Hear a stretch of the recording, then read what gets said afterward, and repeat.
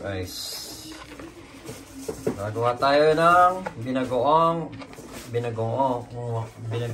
ba? Binagoong ng baboy. Binagoong ng baboy. Nautal ako.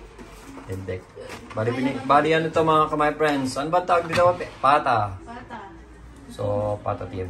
So, gagawa tayo dito binagoong baboy, sisig, at saka sinigang. Maraming magagawa doon. Ako pa. Pag ako nagluto mga kamay friend, 20 putahe. si Raul. 20 po tayo si Raul ito. Mga ano lang kilo. Ilang kilo lang ito binili ko lang sa ano. Bali mura lang siya. Bali 4.99. Ano lang siya. 4.99 per kilo. So sa 5 euro kamo na. Di magkano siya isto. Nasa 300 lang siya. Kulang siya 300 mga wiper. So gagawin natin sisig. At saka binagawang baboy. At saka siyempre yung ano niya, yung sabaw niya, gagawin natin ano. So, yan ang mga friend. Kakain muna ako and then gagawin na natin to para bukas Sabado, alas na mga kayo masarap.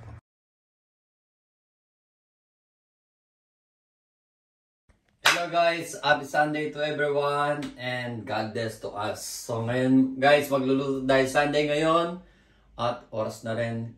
Magluluto naman ako ng binagoong ano ba yun? Cut. Kaya ba yon? Kaya ba today? Hindi. Binagoong ng binagoong baboy. Yun na yun. Hirap pa. Mas yun na yun. At bali ito yung ang gagamitin namin mga kamay friend. No? Yan guys. Bali ito, iniwa ko na ito. Dapat yesterday pag gagawin kaso walang time pumasok ako ng Starbucks. And then ito yung lalagay natin sangkap. Of course, bagoong. Binagoongan.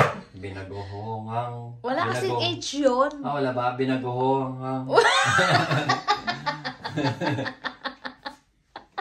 Wala ko itong binagoongang baboy. Wala ko talaga sa ako eh.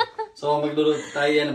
Gusto niya yan eh. Kapampangan ng putik. Hindi ako. Yan ang ano natin. Mas marami pa yung baboy kesa sa bagoong. Hindi kasi kailangan lagyan ng H. Lalagyan ng H. Nanginginom ka. And then pagkatapos na isusunod na natin, i-grill natin yung sisig. Of course, yung paborito namin na daw gusto namin ng asawa ko. Sarap kasi siyang magsisig. Dahil ito, habang magluluto ko, i-grill ko na rin to mga kamay friend. And then mamaya, iwain na natin maliit at gagawin na rin natin sisig para for today Sunday hanggang mamayang gabi may ulam tayo, di ba? So, let's do it na mga kamay friend. So, mag-umpisa na ako magluto. Unahin ko muna yung binagoongang baboy and then i-grill ko ito sa ilalagay ko sa microwave mga kamay friend. Bye-bye. I-oven, hindi pala microwave mga kamay friend. Oven pala. Wow. Oven. Yeah, so see you later mga kamay friend. Ayan guys, binigyan ko ng party yung asawa ko. Kunyari naiya. Wala namang iya. Anong gagawin mo ba? Ha? Ano nga? Ang gagawin ko?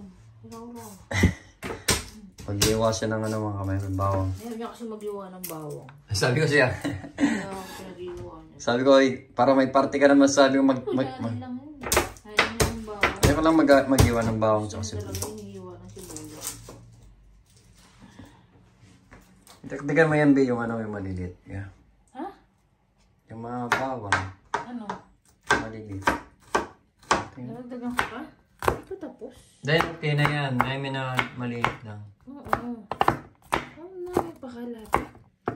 Maganda na yan.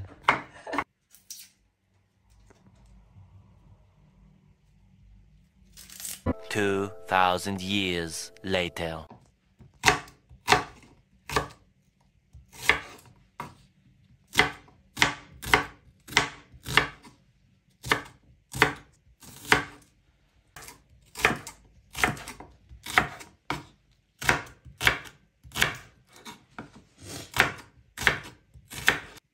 So guys, ito na yung mga katatapos ng iwain ni Bani. At umpisa natin magluto ng binagoong baboy mga kamay friend. Sweet. Bale ito yung i-grill natin mga kamay friend. Malinis naman yung kamay ko mga friend.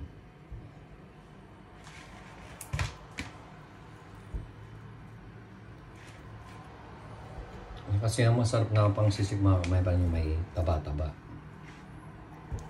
Ayan. So, lagyan na natin sa microwave mga kamay. Hanggang matoast siya ng konti ito. Mag-grill siya ng konti. Pwede na yun mga kamay friend. Palamigin na lang natin and then gawin na natin sisig mamaya. Yung ginigrill natin, yung hinihintay natin mag-grill yung mga kamay friend, yung pang sisig natin. Lulutuin muna natin yung binagoong baboy. Yan mga kamay friend. So, saan na natin mga kamay friend. Ito, para sabihin muna natin yung pinita ng kawali. Yan na yung nilalagay natin. Bawang at saka sibuyas. At linagyan din natin ng konting sili mga kamay friend, isang sili lang. Kasi para hindi masyadong bango. So tingnan natin ito mga kamay friend.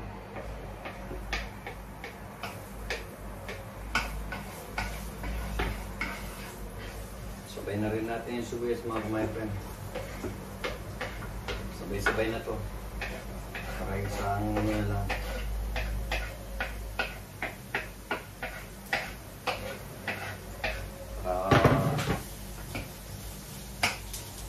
May konting ikik mga kamay friend.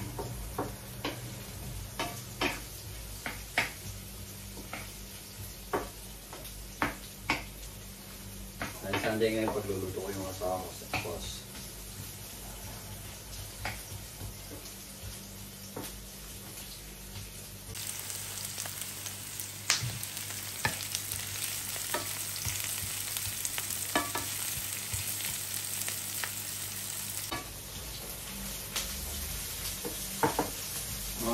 Okay pa lang mga kamay friend, mapa ko na. Nalagay na natin yung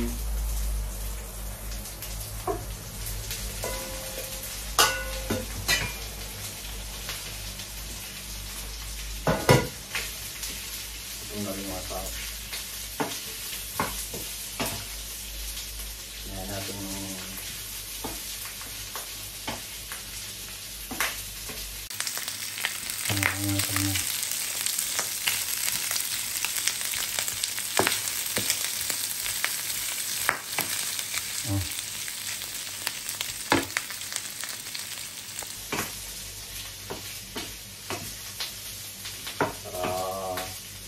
sabi lang mga kamay friend.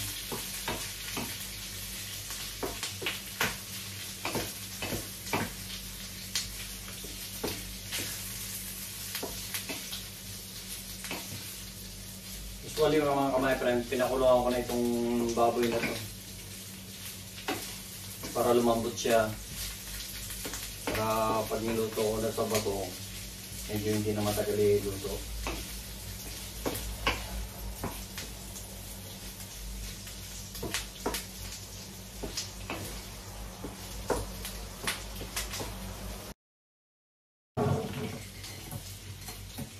Lagyan na rin natin yung bagong mga kamay friend, no? Yung bagong.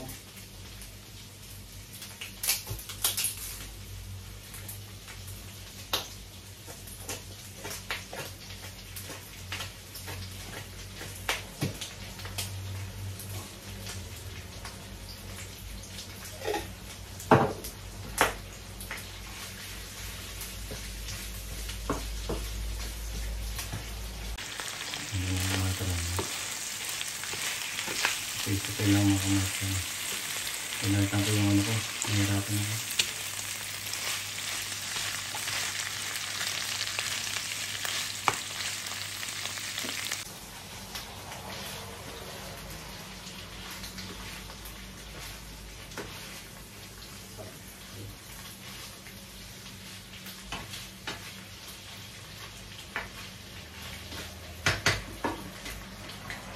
Nilalagyan din natin ng ketchup mga kamay friend.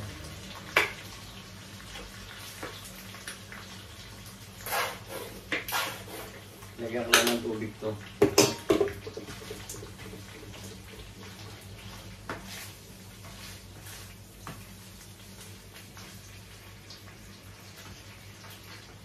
Lagyan din natin ng ketchup, of course mga kamayro, para tumamis siya. Lagyan mo na lahat para matamis siya, marami sayang, no? Kasi yung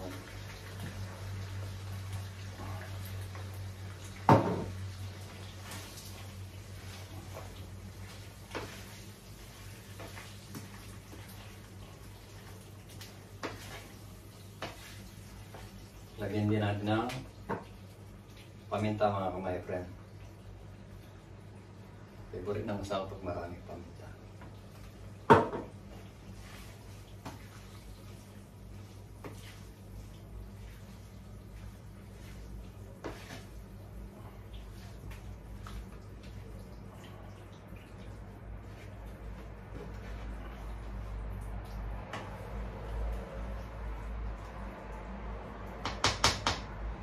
Paguluan lang natin ang po. Paguluan lang natin. Hanggang medyo lumambot yung baboy mga kabayan.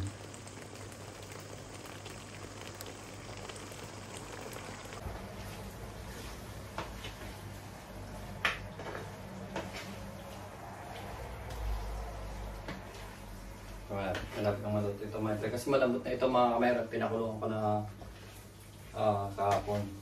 Then, dahil nagtrabaho ko sa Starbucks, ngayon ko niluto ngayong Sabado. Ay, ngayon Linggo pala. Kumukulo na mga friend. Ito yung binagong baboy mga my friend. Luto na rin ako.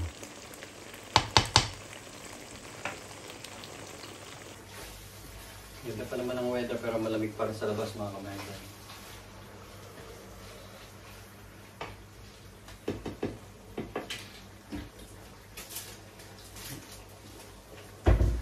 Lagyan natin ang konting bumbong.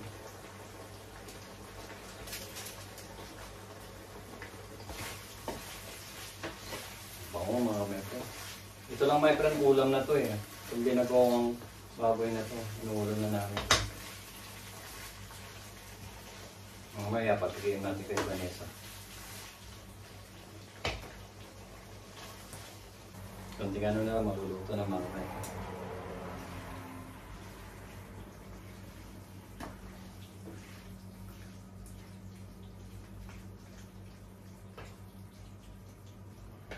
Luto na to, and then mamaya pwede nang ulamin to mga kamay friend. Masarap ito may mga may kamatis,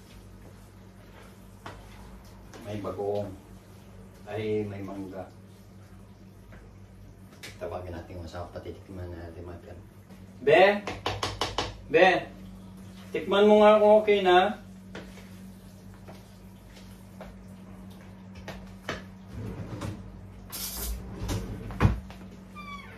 Masawa mga kamay friend. Ayun yung mga kamay friend. Tikman mo nga konti. Tikman mo lang okay na. Ganyan tumikim siya mga kamay friend. No? Susubo na lang. Ayun yung mga amoy.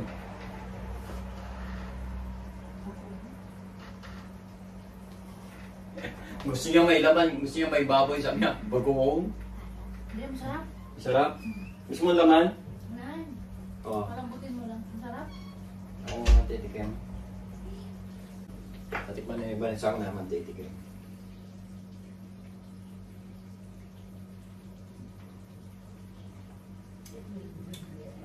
Wow. Masarap. Okay na. Mangang konti.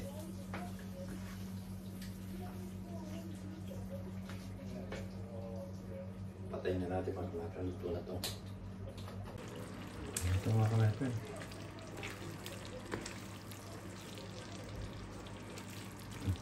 Ito yung binagong baboy. Sarap mga my friend. Maya kakain na kami ni Banit. Thanks for watching mga my friend.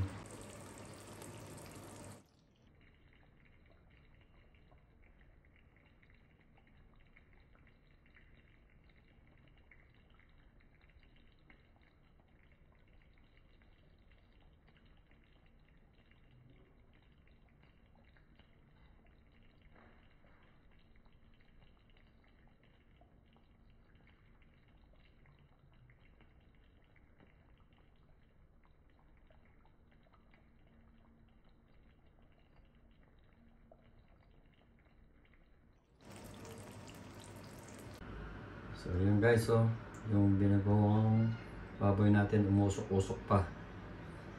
So maya-maya kakain na tayo mga kamay. Ayok na enjoy kayo sa panonood ng simpleng vlog ko mga kamay.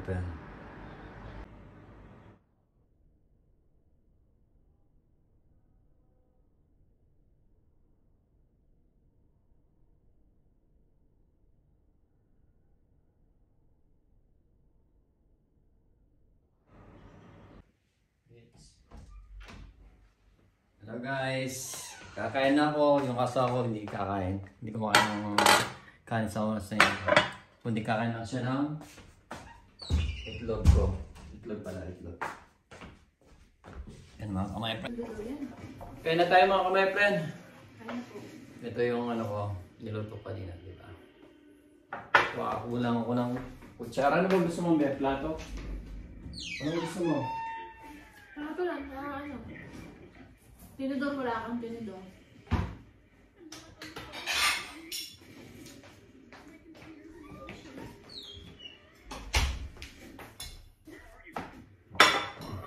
So kain na tayo mga kamay friend. Parang medyo ano pa yung ano.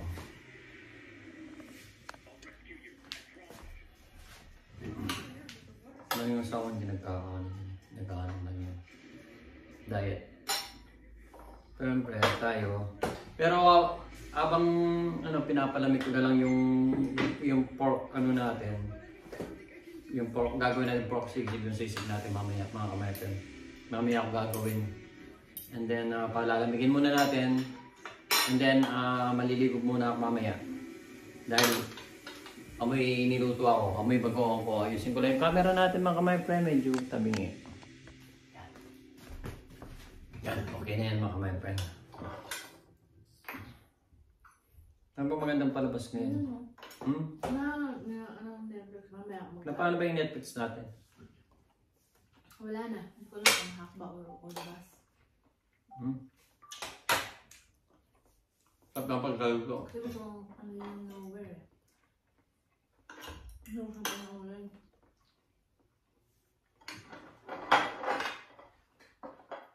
Okay lang yung nabot ng baboy. Hindi siya matigas, hindi siya malambot. Ito na, dalawang ano ito, pwede mong mas masarap kung may kamatis ito. Pero okay lang ito. Hindi, masarap yung ganyan ng luto mo. Yeah. Yan, niluto madalas naman. Hindi, pag kasi masarap ang luto niya.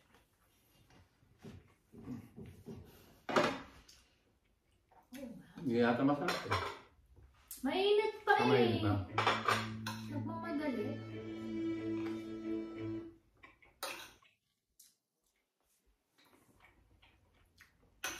So, Pag nakain. Ang usok pa kasi kaluluto niya. namantika.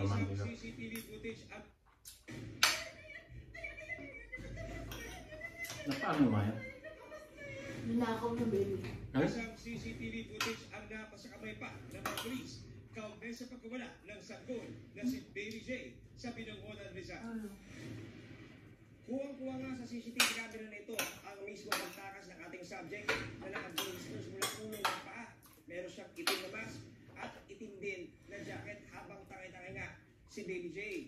Makikita sa camera na dire-diretso siya sa lugar na ito hanggang sa makakuha ng tricycle at hindi na nga napigilan ang kanyang paglayo mula dito sa ospital na ito.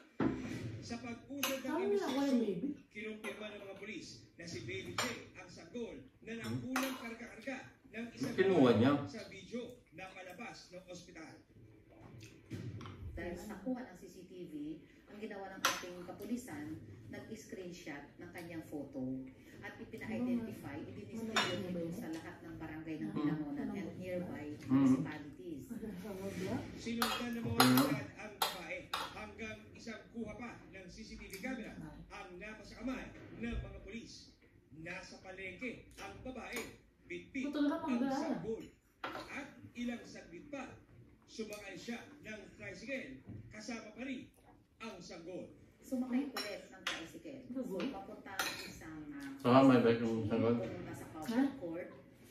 May CR doon. Balik sa Manila. Dahil order ng ating kapulisan.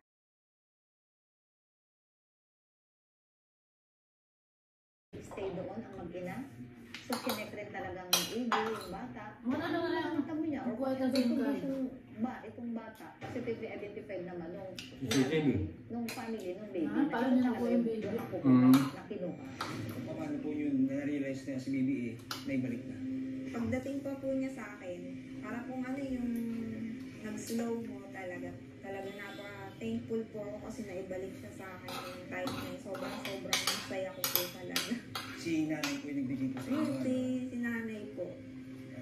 Yung time na yun. Talagang iba po yung saya nung naibalik siya sa akin. Nakapanayam ng Pinoy Crime Stories si Charlie. Ayon kay Charlie, nagbuntis pero nakulong siya buwan ng Mayo ngayong taon.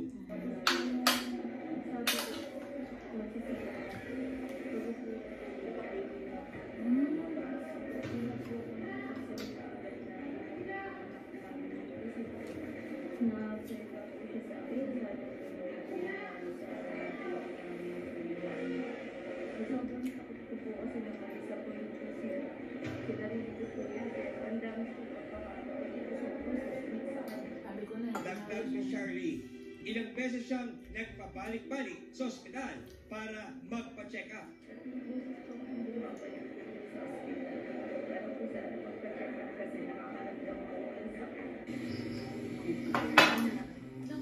Ay, busog na ako mga kamay-friend. May kumausap daw sa kanya at sinabi Yung asawa na gano'n lang. hiwalayan siya ng kinakasama. Nagpapaklang siya ng ulam, tsaka itlog. So, busog na naman ako mga kamay-friend. Sarap. Sana nasarapan din kayo sa pagluto ko ng binagawang baboy. Masarap siya magluto lang. And then mamaya, yung sisig naman ang gagawin ko mga kamay-friend. Pero siyempre, di muna ako maliligo, mamaya ako maliligo. Pagka natapos ko na lahat ng pagluluto, paggawa ko ng sisig, mga kamay, paggawa ko ng pork sisig. So, Sunod naman, gulay naman. next time gulay naman. Gusto ko yung may gata. Ang gusto ko, ikaw magluto ng gulay kasi masarap ka magluto ng gulay. Lalo na yung gata. Lalo na yung may gata, mga kamay, magaling magluto sa Vanessa, yung kalabasa na may gata. Pwede mo naman yun. Malang dito yung ano. Sitaw. Hindi ka tulad Kaya, sa... hindi lang bumibili yung sitaw kaya. Kaya Kalabasa lang. bumibili ang sitaw dito. 5 piraso lang ng sitaw, kulang-kulang ng 3 euro. Wow, parang binto mga kamay, friend. Convert mo yung 3 euro. 3 euros mo, sabi mo 180 o 170, sabi mo 170. Kulang-kulang 200. No, hindi ko naman, 5 piraso na sitaw lang yan mga kamay. Kaya lang sa Pinas, magkano lang yung sitaw sa atin. So, ba't ka pa mag-ano, sabi ko. Mahal na. Nakakangkong. Pwede lang magdala nga ng ano dito mga sitaw eh. Pero pag may buto kasi, bawal magdala dito. Baka Masasabat sa ano. masasabat ka sa airport mga kamay. Kakaiba. Busog na naman si Tami. Yung tiyan ko, laki na ng tiyan ko mga kamay. So hanggang dito na lang mga kamay. Ano ka na? Yes. Shoutout ulit sa mga kamag-anakan namin dyan, mga kaibigan kamag-anakan. At kay Manny, love you so much. At sa biyanan ko, sa lahat ng pamilya namin sa compound. So, both sides. So hanggang dito na lang mga kamay friend. Keep safe always. And God bless. Hasta la vista. Bye-bye.